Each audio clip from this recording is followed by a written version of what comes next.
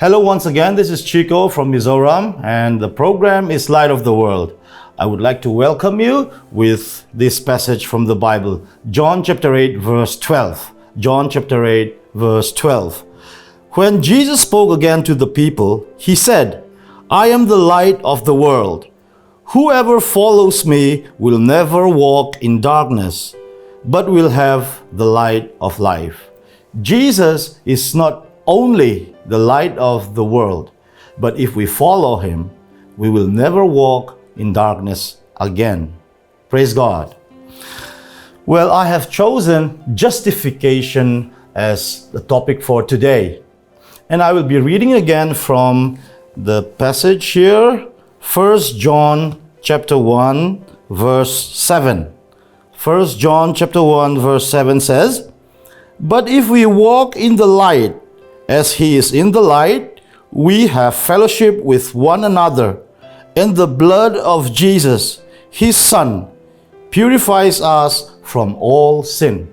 Not just one sin, from all sin. My goodness, the power in the blood of Jesus cleanses all sin. And it's the power of God that we need. The only thing we need to cleanse us from sin is the power in the blood of Jesus Christ. Well, before we get on with justification, since the program is Light of the World, I had been reading a lot and browsing the internet as to how, scholars are describing and defining what light actually meant. But I came short of a satisfactory answer. There were quite a few definitions of what light is, but I was not satisfied. And the description of light itself, there's one that stood out, and it reads like this. Light is described as a source of illumination. It's a good definition or a description, but illumination, the word illumination is used there. And if you're going to tell anyone the meaning of what illumination is, you are going to have to use the word light. And so it goes around. Instead of explaining what light is, it just goes around. So it's not a very good very good description. But then again, everyone knows the usefulness of light. We may not be able to define it. We may not be able to even describe it, but we know light is good and that we cannot survive without light. It's kind of like that with God. We may not completely comprehend who or what God is, but we apprehend He exists because of so many evidences in the world. And the light of the world, Jesus Christ, He has taught us and He has commanded us so many things in the Bible, and we may not fully understand why He gives us these commandments and why He teaches us these. But the outcome of His teachings and His commandments are always good. We apprehend the goodness of the outcome. For instance, in one teaching, he talks about enemies. Okay, I'm going to read from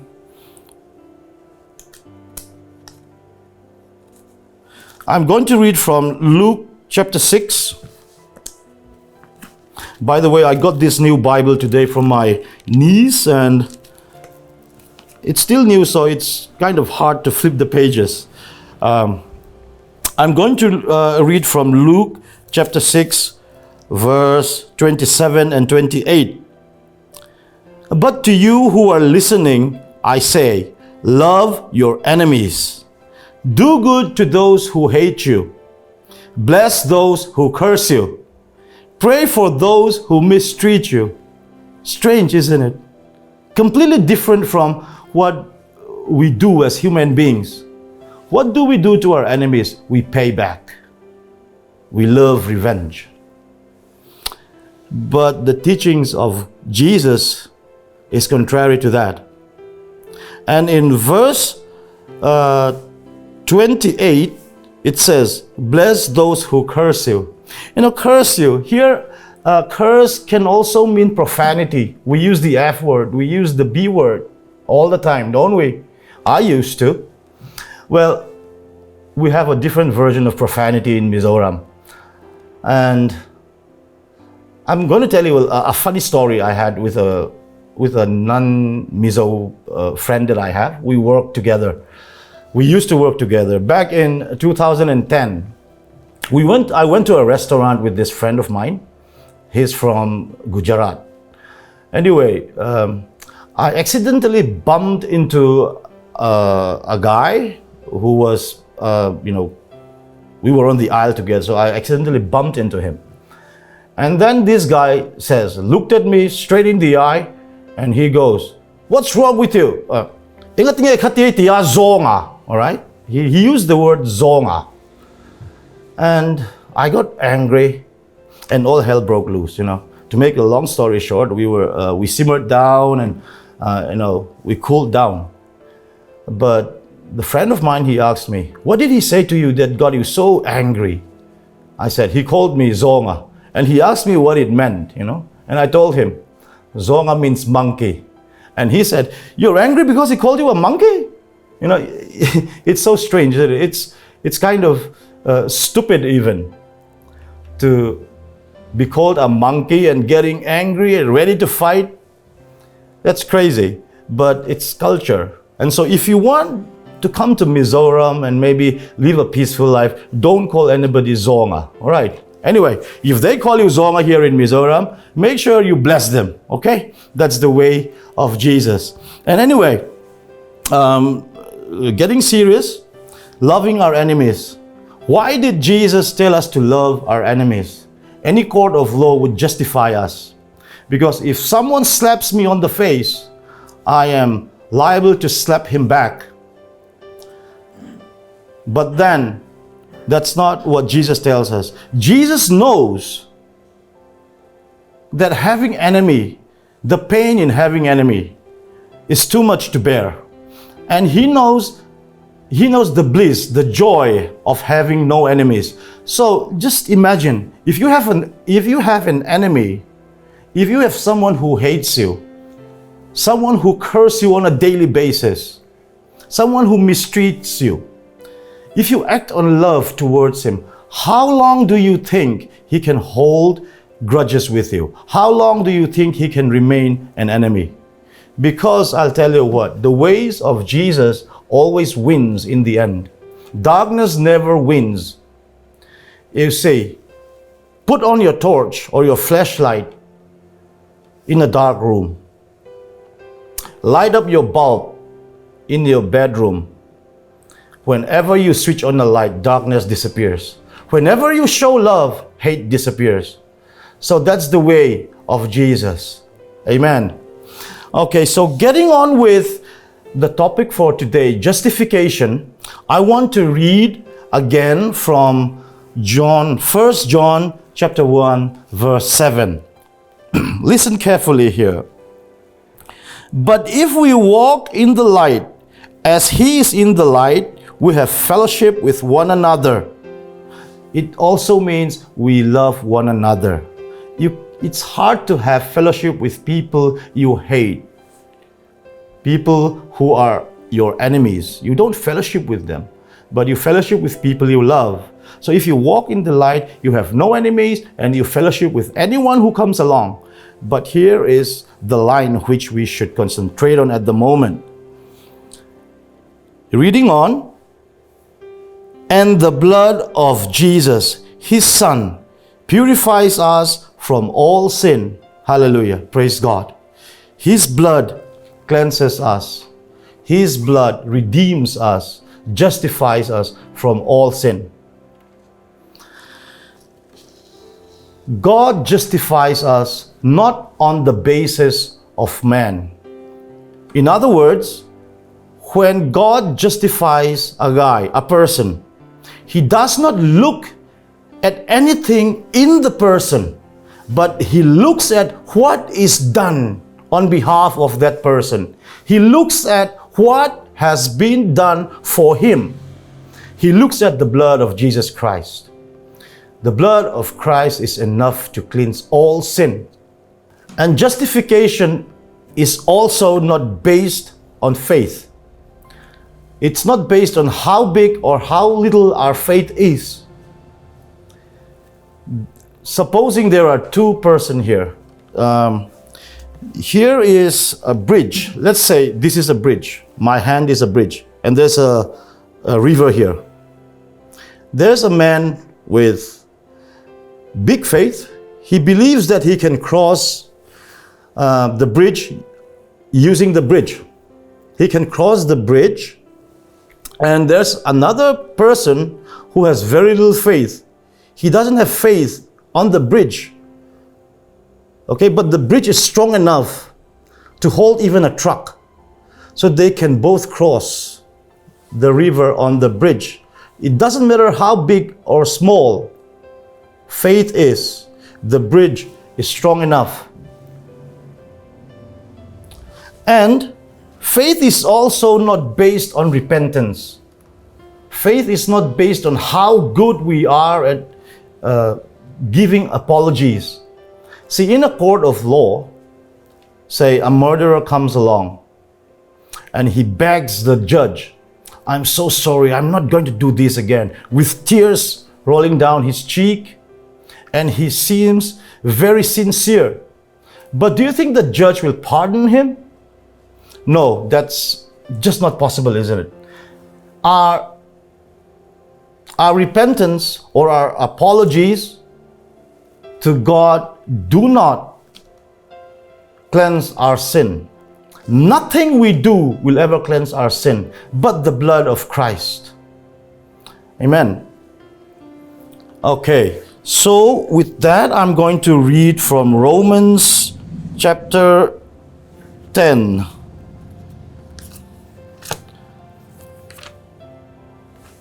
Romans chapter 10, verse 9.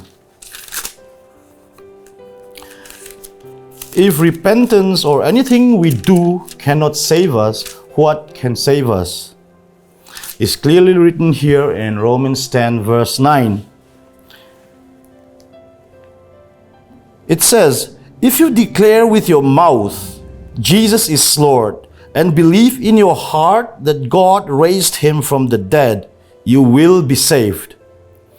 So here it goes. If you declare with your mouth, Jesus is Lord, and believe in your heart that God raised him from the dead, you will be saved. For it is with your heart that you believe and are justified. The heart, okay? If you believe with your heart, you are justified. And it is with your mouth that you profess your faith and are saved. Okay, reading that brings me to read another passage. Ephesians chapter 2 verse 8 says, for it is by grace you have been saved through faith. We are saved by grace, through faith. We are not saved by faith, but grace. Faith is an instrument to be saved. And this is not from yourselves. It is the gift of God. So grace and faith are both gifts of God, freely given by God. And so grace, what is grace? It's the blood of Jesus Christ. What does the blood of Jesus Christ signify? His death on the cross. His death on the cross nailed our sin to the cross. Amen. And it doesn't end there. His resurrection makes us new creation. That is just awesome, isn't it?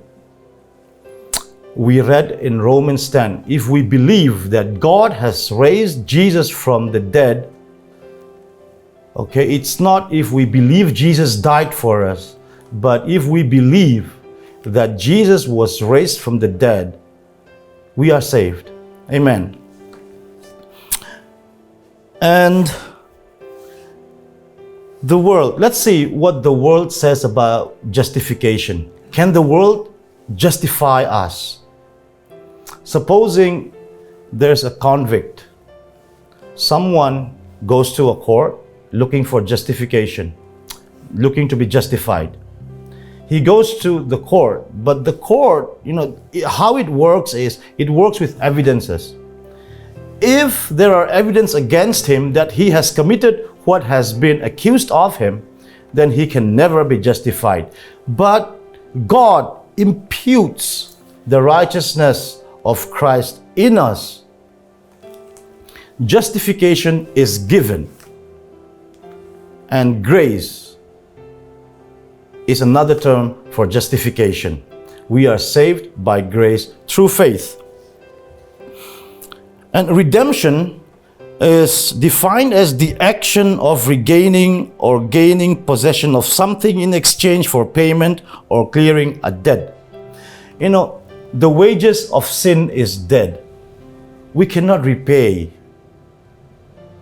Because if we die as sinners, our last resort is hell anyway. So even if we as human beings can pay the wages of sin, we will not end up in heaven. We will end up in hell. So the only sanctification from sin is Jesus Christ, who perfected the law of Moses. Okay, that is why He had to die for us, because we, no matter, like we said, we have a big God. We don't need big faith.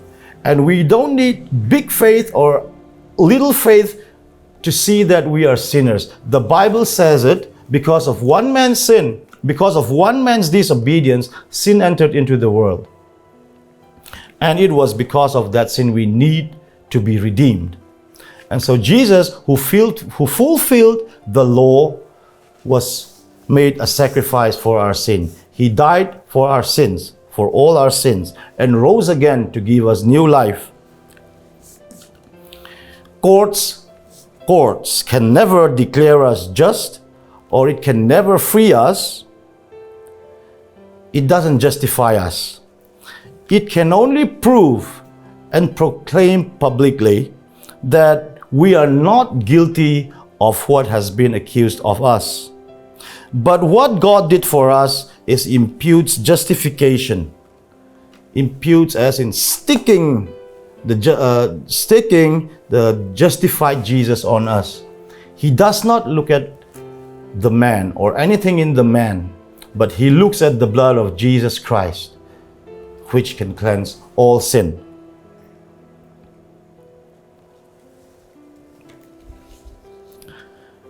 And remember, it's the heart. In Romans 10 verse 9, we have to believe in the heart.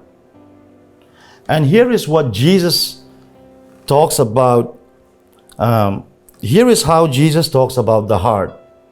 He says in Matthew chapter 12 verse 34, For out of the abundance of the heart, the mouth speaks. For out of the abundance of the heart, the mouth speaks. If we do not believe in our heart, talking and acting and doing is not what God is looking at. God looks at the heart, not what we do in our outward appearance.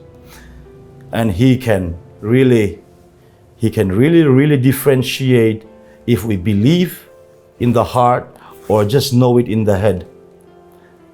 If we believe in the heart, no one can keep their mouth closed about the glory of God. We cannot shut our mouth because God is too good. We want everyone else to be saved. And in Proverbs chapter 4, verse 23, in Proverbs chapter 4, verse 23, it says, Keep your heart with all vigilance, for from it flow the springs of life. We have to keep our heart with all vigilance. Because what we think in our heart, what we believe in our heart, is what we do. There's nothing that can stop a man from doing what he believes in his heart is the right thing to do. if you believe in your heart that Christ is enough to cleanse your sin, and if you believe that is right, that is the right thing to do, no one can stop you from entering into the kingdom of heaven. Thank you so much for listening, and I hope you are blessed.